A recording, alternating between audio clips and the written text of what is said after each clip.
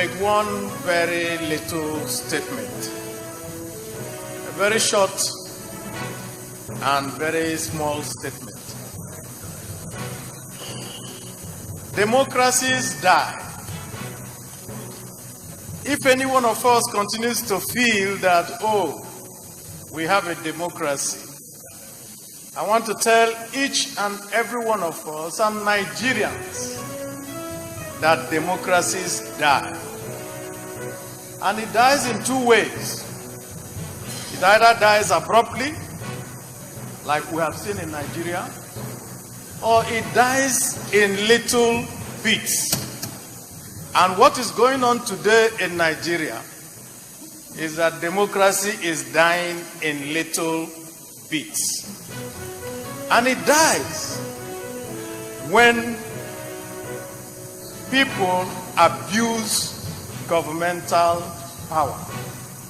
And all that we have seen today with the conduct of the chief law officer of the Federation of Nigeria is nothing but an abuse of power.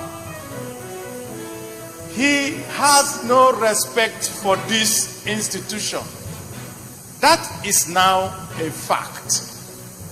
There's absolutely no way we can dress it. There's absolutely no way we can say, let us give him some more time.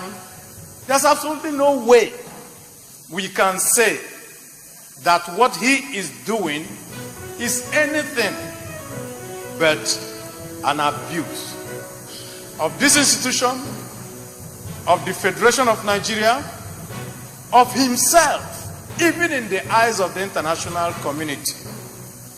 This morning, I watched somebody who was a police officer in Britain say something very germane to what we're discussing today. And he said, if the chief law officer of a federation cannot obey the law himself, how do you now say to other people who are miscreants and other people who are those who commit crime, how do you want them to obey the law when you don't obey the law yourself?